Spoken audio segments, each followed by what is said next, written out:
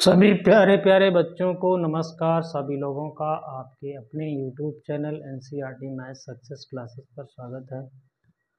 हम लोग वास्तविक संख्याएं चैप्टर 1 को पढ़ रहे हैं। उसी के क्रम में एक्सरसाइज 1.2 के क्वेश्चनों को कर रहे हैं। उसी के क्रम में आज हम लोग क्वेश्चन नंबर 5 पर पहुंच चुके हैं।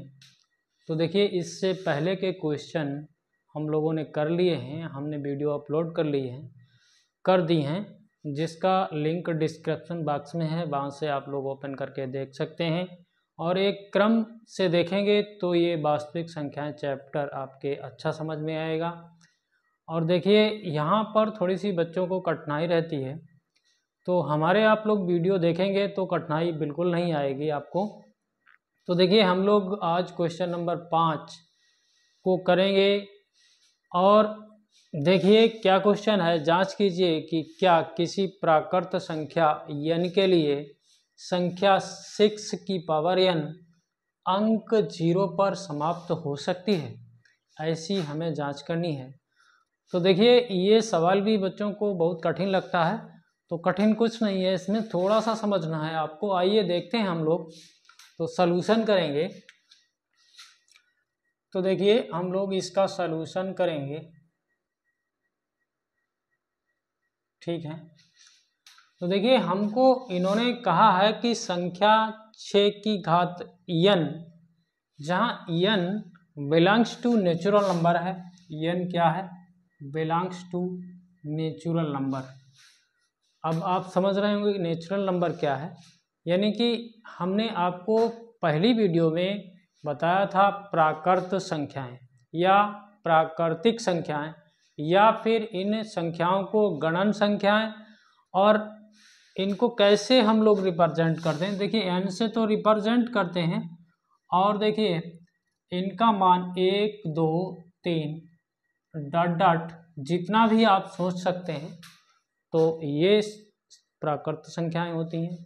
इन्हीं को हम लोग इंग्लिश में नेचुरल नंबर कहते हैं। तो ये आपकी समझ में आ जाना चाहिए कि प्राकृत संख्या क्या है। फिर उसके बाद में हम लोग 6 की घात n जो संख्या हमको दी गई है उसके बारे में चर्चा करते हैं। तो देखिए, ये क्वेश्चन नंबर 5 है। तो देखिए, 6 की घात n जो संख्या हमें मिली है, 6 की घात n, ये एक संख्या है। यहाँ पर हम लोग n की जगह पर इनमें से मान रख सकते हैं 1 2 3 4 5 6 ऐसा रख सकते हैं। तो इन्होंने कहा है कि 6 की घात n एक संख्या है जहाँ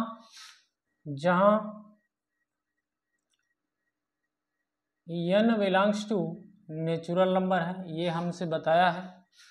तो देखिए, ये संख्या इसके इकाई के अंक पर यदि 0 आता है, यदि 0 सपोज दैट आ जाता है, तो निश्चित रूप से ये संख्या 5 से विभाजित होगी।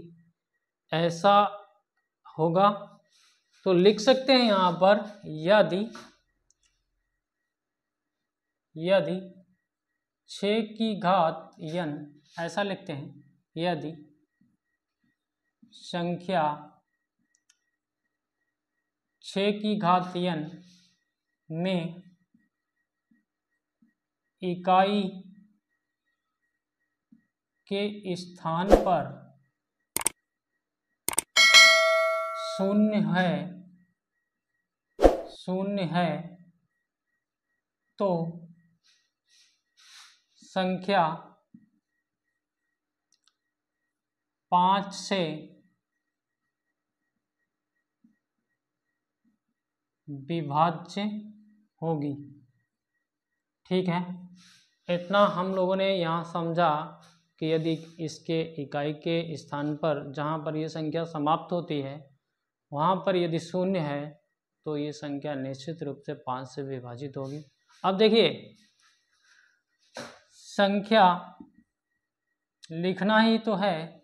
संख्या 6 की घात n को अगर हम लोग इसके अभाज्य गुणनखंड करें तो कैसे हो सकते हैं।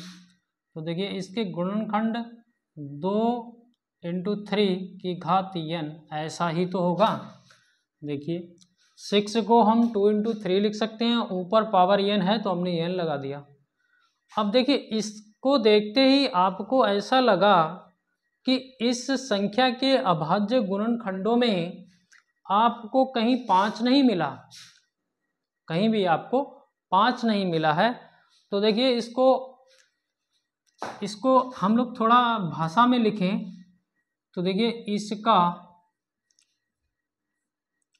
आशय है कि संख्या 6 की घात n में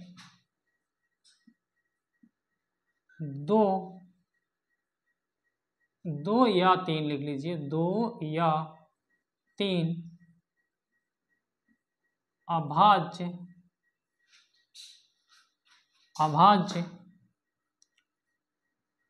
गुणनखंड के अलावा दूसरा कोई भी अभाज्य गुणनखंड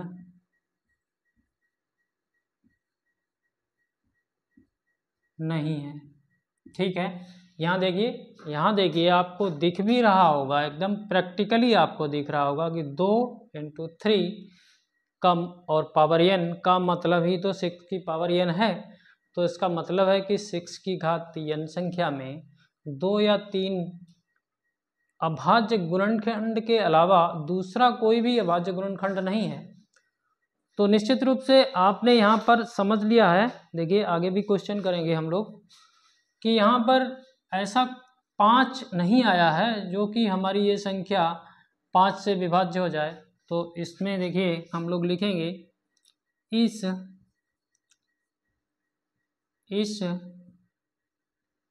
संख्या में अभाज्य गुणनखंड 5 आना ठीक है, थोड़ा सही से लिखते हैं, आना संभव नहीं है। यहाँ देखा आपने कि 5 तो किसी भी प्रकार से नहीं आ सकता, तो फिर ये संख्या 5 से विभाजित नहीं होगी। ठीक है, तो हम लोग बस सीधी बात करते हैं कि इसलिए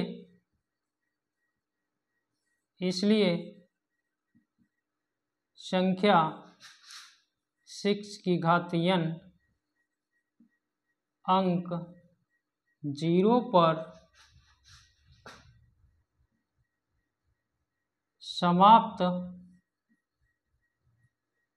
नहीं हो सकती है।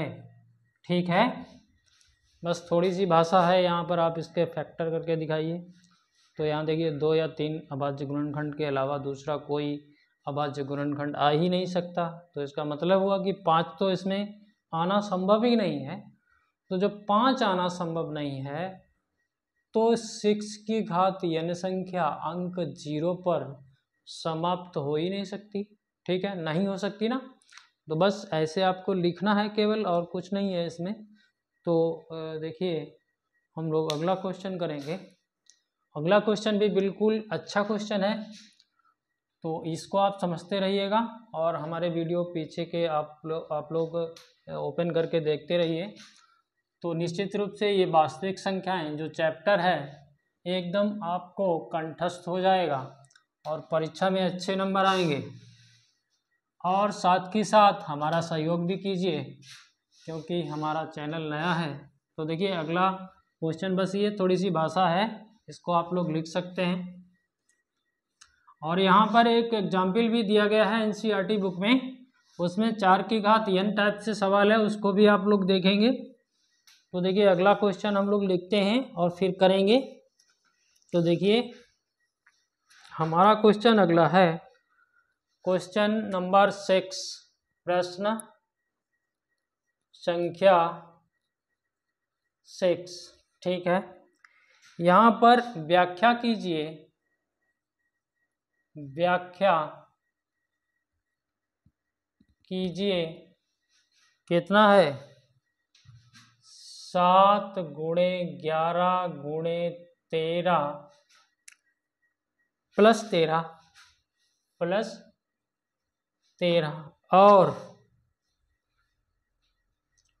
और कितना है 7 गुणे 6 गुणे 5 7 गुणे 6 गुणे 5 गुणे 4 गुणे 3 गुणे कितना है 2 गुणे 1 प्लस 5 इतना दिया गया है। भाज्य संख्याएं क्यों है, लिखा गया है भाज्य संख्याएं क्यों हैं, ठीक है। ये हम लोगों से बात कर रहा है कि भाई ये जो हमें यहाँ पर ये संख्याएं दी गई हैं, ये संख्याएं ही हैं, थोड़ा सा अभी सेट करेंगे तो ये संख्याएं बन जाएंगी। तो ये भाज्य संख्याएं क्यों हैं, ये ऐसा हम लोगों को यहाँ पर व्याख्या करनी है। तो देखिए आपके समझ में आ जाएगा। जैसे हम इसकी बात करें इस संख्या की, तो देखिए हम लोग सॉल्यूशन करेंगे। देखिए हमारे पास 7 गुणे 11 गुणे 13 प्लस 13 ये एक संख्या है। तो देखिए इसमें हम कैसे करें, पहले तो ये इसका गुणा कर लें। तो देखिए 13 यहाँ भी है, 13 यहाँ भी है, तो इसको कॉमन कर लीजिए। आपके पास बचा है 7 गुणे 11 और 13 तो निकल गया, यहाँ पर बचा है 1। फिर देखिए इसका अंदर गुणा करें तो ये 77 हो जाएगा प्लस 1। इसका मतलब हुआ कि भैया ये देखिए 78 हो गया है। अब गुणा कर लेते हैं। तो देखिए गुणा करना हम लोगों को आता है, क्योंकि हम लोगों ने गुणा करना सीखा है कक्षा 2-3 में। तो 13 का गुणा आप लोग ऐसे कर सकते हैं। देखिए 3 अट्ठे 24, 3 सत्ते 21, 21 और 2 23, 1 अट्ठे 8, 1 सत्ते 7। ये तो बच्चों का काम है। 4 8 3 11, ठीक है। 7 और 2 9 1 10, ये संख्या आ गई है 10 1 4। ये संख्या भाज्य संख्या है। तो आप इसको दिखाएंगे कैसे, आप कैसे बताएंगे कि ये भाज्य संख्या है। अब हमने तो कह दिया ये भाज्य संख्या है, आप क्या करेंगे। तो देखिए हम लोग इसके फैक्टर कर ले रहे हैं। तो देखिए हम देखिए इसके अभाज्य गुणनखंड निकाले ले रहे हैं। तो देखिए 2 से अगर इसको काट दें तो 2 पंचे 10, और देखिए 2 1 में जाएगा नहीं तो 0, 2 सत्ते 14। फिर देखिए कितने से जाएगा, तो देखिए भाई 3 से हो सकता है चला जाए, करके देख लेते हैं। 2 से तो जाएगा नहीं। तो यहाँ हमने 3 एकन 3, ठीक है, और तिच्छाक 18, ठीक है भाई। 3 एकन 3, यहाँ 2 बचा 20 हो गया, तिच्छाक 18, फिर 2 बचा 3 नेम 27 हो गया है। फिर देखिए 3 से नहीं जाएगा तो कितने से जाएगा, 13 से जाएगा ना।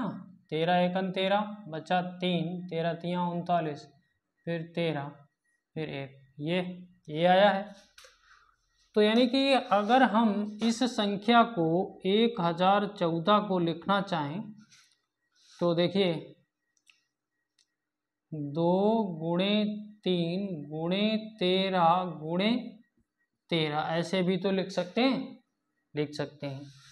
देख लो कहीं गलती ना हो जाए। 2 पंचे 10, 2 0 0, 2 सत्ते 14, 3 एकन 3, तिच्छाक 18, 3 नेम 27, फिर ये 13 से जाएगा। तो देखिए ऐसा हमें मिल गया है।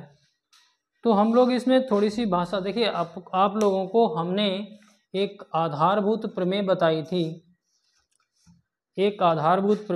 थी, इसमें किताब में आप लोग देखेंगे, वहाँ पर लिखा था प्रत्येक भाज्य संख्या को अभाज्य संख्याओं के एक गुणनफल के रूप में व्यक्त किया जा सकता है। तथा वह गुणनखंडन अभाज्य गुणनखंडों के आने वाले क्रम के बिना अद्वितीय होता है। तो देखिए ये एक भाज्य संख्या इसलिए है क्योंकि इस संख्या को अभाज्य गुणनखंडों के रूप में हमने व्यक्त कर दिया है। तो हम लोग दिखा सकते हैं कि दी हुई संख्या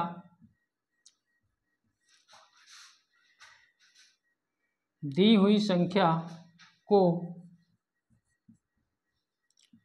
अभाज्य गुणनखंडों के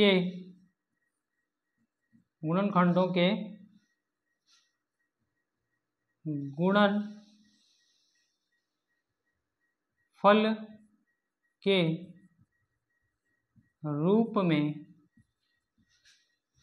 व्यक्त किया जा सकता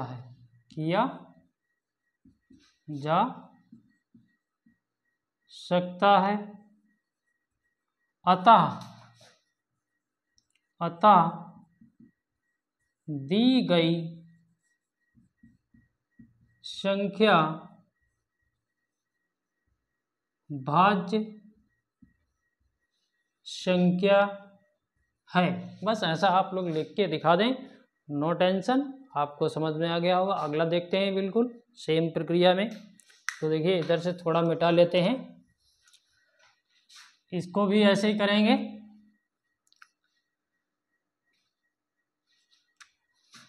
यहाँ देखिए हमारे पास 7 गुणे, यहाँ देखिए यहाँ ऐसा कर लेते हैं 7 गुणे 6 गुणे 5 गुणे 4 गुणे 3 गुणे 2 गुणे 1 प्लस 5 है। तो देखिए कॉमन क्या है, 5 यहाँ भी है, 5 यहाँ भी है, तो इसको कॉमन कर लिया 5।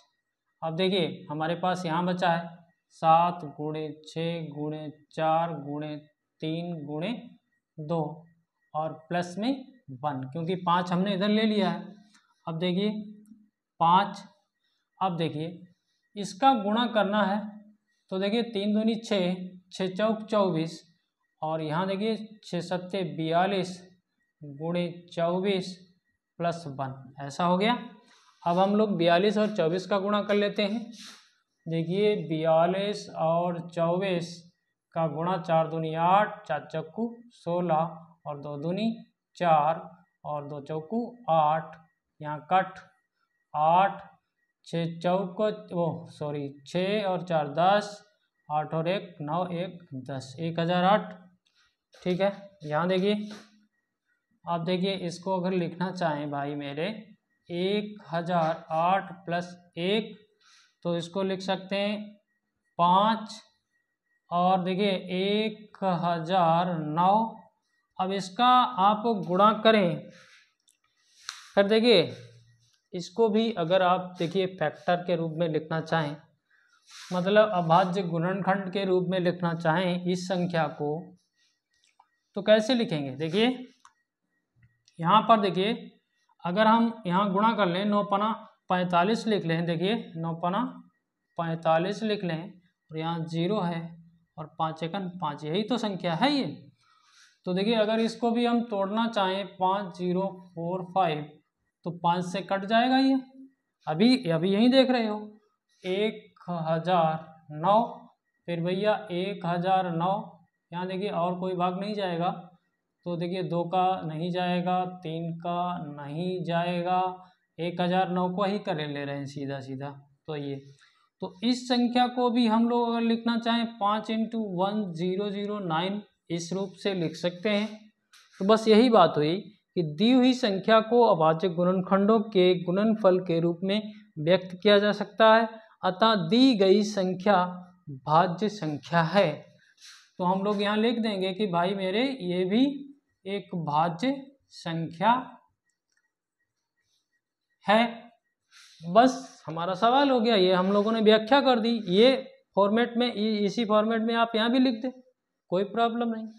तो देखिए एक सवाल बचा है केवल और केवल इस एक्सरसाइज में, तो उस सवाल में थ्योरी ज़्यादा है, तो उसको हम बोर्ड पर लिखेंगे नहीं, आप लोग किताब से देख लेंगे। और सवाल में है कुछ नहीं, केवल उसमें आपको एलसीएम निकालना है। तो देखिए हम लोग उस सवाल को भी करे ले रहे हैं साथ के साथ। यहाँ देखिए इसको मिटा लिया है और ये आपको समझ में आ गया होगा।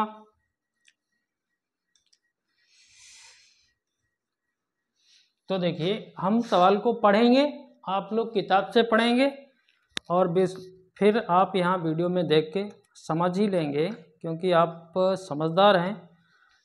7वां क्वेश्चन है हमारा, देखिए प्रश्न संख्या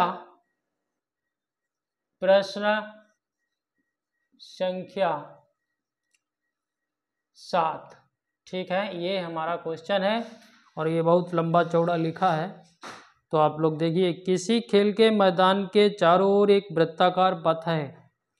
इस मैदान पर एक चक्कर लगाने में सोनिया को 18 मिनट लगते हैं। देखिए लिख लेते हैं, सोनिया को चक्कर लगाने में लगा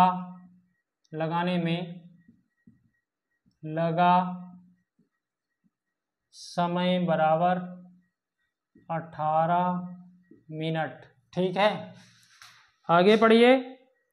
जबकि इसी मैदान का एक चक्कर लगाने में रवि को 12 मिनट लगते हैं। अब देखिए रवि को चक्कर लगाने में लगा समय 12 मिनट।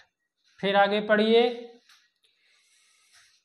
मान लीजिए वह दोनों एक ही स्थान और एक ही समय पर चलना प्रारंभ करके एक ही दिशा में चलते हैं, मतलब एक ही दिशा में जा रहे हैं, ऐसा नहीं है कि इधर जा रहा है एक इधर जा रहा है। ठीक है, कितने समय बाद वे पुनः प्रारंभिक स्थान पर मिलेंगे? तो देखिए बिल्कुल अच्छा सवाल है, और ऐसे सवाल हम लोगों को, जो हम लोग परीक्षाएं देते हैं, जैसे प्रतियोगी परीक्षाएं देते हैं, जैसे किसी भी तरीके की, जैसे पुलिस है या फिर और भी तमाम तरीके की परीक्षाएं हैं, इस प्रकार के सवाल पूछे जाते हैं। बस ये सब यहीं से पूछे जाते हैं। तो इनमें हमको करना कुछ नहीं है, दोनों एक ही दिशा में जा रहे हैं और एक ही स्थान से चलना प्रारंभ कर रहे हैं। ठीक है, और क्या था, एक ही समय पर चल रहे हैं। तो ऐसे सवालों में कुछ करना नहीं होता है, केवल आप इसका एलसीएम निकालें। ठीक है, तो निकालेंगे हम लोग एलसीएम। तो सबसे पहले हमारे पास 18 है। 18 के अगर हम लोग टुकड़े करने बैठे हैं, अभाज्य गुणनखंड, तो देखिए 2 नेम 18, 3 तियां 9 और 3 एकन 3। तो देखिए यहाँ पर 2 इंटू 3 इंटू 3, और इसको लिखना चाहें तो इसको 2 की घात 1 और 3 की घात 2 लिख सकते हैं। अब हमारे पास 12 है, तो 12 को भी हम लोग फैक्टर कर लें। तो 2 छंग 12 और भैया 2 तियां 6 और 3 एकन 3। तो यहाँ देखिए 2 गुणे 2 गुणे 3, और यहाँ देखिए 2 की घात 2 गुणे 3। और हमको करना है एलसीएम, किसका निकालना है, 18 और 12 का। तो हमने आपको बताया था कि एलसीएम जब आप निकालें तो जो संख्याएं दी गई होती हैं, दी गई संख्याओं में सभी अभाज्य गुणनखंडों की बड़ी घातों को लेंगे, बड़ी घातों को का गुणनफल कर देंगे। तो देखिए सभी अभाज्य गुणनखंडों की बड़ी घातें, देखिए यहाँ पर देखा जाए तो भैया 3 की घात 2 है। 3 की अगर बात करें, देखिए हमारे पास गुणनखंड कितने हैं, 2 और 3। तो 2 और 3, तो 3 की बड़ी घात यहाँ तो एक ही है, तो बड़ी घात क्या हो गई, 3 की बड़ी घात 2 हो गई, और 2 की बड़ी घात 2 हो गई, ये भी 2 हो गई। ठीक है, तो बस यही हम लोगों का एलसीएम। अगर थोड़ा सा सही लिखें तो भैया ये 9 हो गया, ये 4 हो गया, और 9 चौक 36। यानी कि अब वो जो पुनः प्रारंभिक स्थान पर मिलेंगे वो 36 मिनट पर मिलेंगे। तो देख लेते हैं हम लोग आंसर इसका।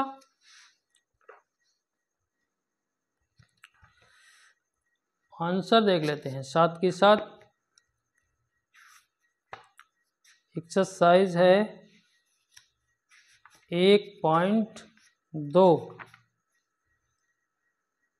36 मिनट। ठीक है, आंसर भी सही आ गया है।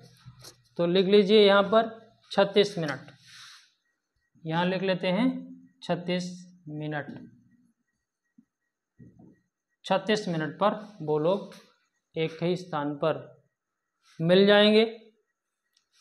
तो आशा करता हूँ आप लोगों को ये हमारे बताए हुए यहाँ पर 3 क्वेश्चन जो हमने समझाए हैं समझ में आए होंगे। यदि समझ में आए हैं तो भैया हमारे चैनल को सब्सक्राइब तो कर ही लीजिए, बेल आइकन को भी प्रेस कर लीजिए, ऑल बटन पर भी सेट कर लिए ताकि हमारे वीडियो का नोटिफिकेशन आपके पास पहुंचता रहे।